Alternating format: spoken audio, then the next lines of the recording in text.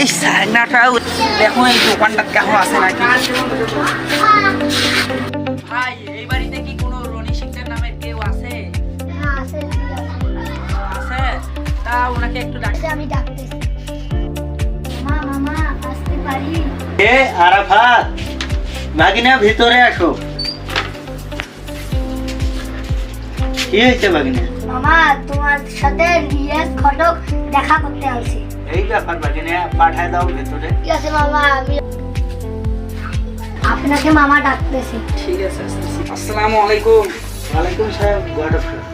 ভালো আছেন? এই তো ভালো আছি। আপনি এত তাড়াহুড়া করে আসতে বললেন, আমাকে অসুস্থ শরীর নিয়ে আসতে হলো।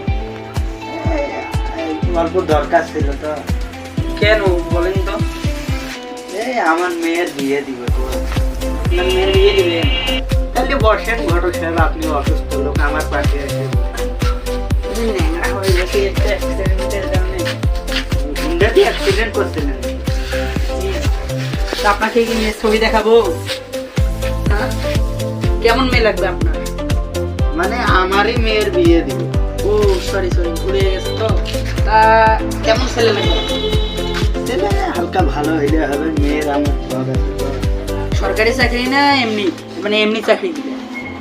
সরকারি চাকরি লাগবে না, ছেলের না আয় থাকলে হবে। বাকি আপনাকে কি ছেলের ছবি দেখাবো? দেখান, দেখাইলে ভালো হয়। ছেলে আমার কাছে 10টা ছেলে আছে। হ্যাঁ 10টার ভিতরে মনে করেন দোকান বাসার করে, এই চাকরি করে, অফিসের চাকরি করে। দরকার নেই, মানে আমরা তো দেখেন বাড়ি ঘর কেমন, না ছেলে ভালো হইলে দেখি কি করা যায়। তা দেখো দেখান, 2-3টা দেখান, একটা পছন্দ।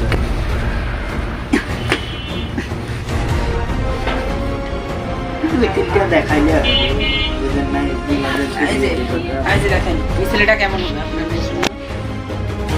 ওটা ভালো তো, তাই এই ছেলেটা দেখেন। হালকা বড় হয়ে গেছে, আর একটা দেখান। আপনাকে 2টা দেখালাম, আপনার তো ফের তা আর 3টে আছে। হ্যাঁ দেখান। 3টে দেখাই। আর জেলার কথা বললাম না চাকরি 10টা, বাকিগুলা তো এখনো দেয়নি, অর্ডার দেয়নি ওর বাবা। তা আপনি বলেন এইটা?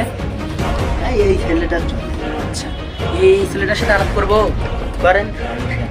আচ্ছা তা আজকে আমি আসি। আচ্ছা আসেন, কোন দিন দেখান?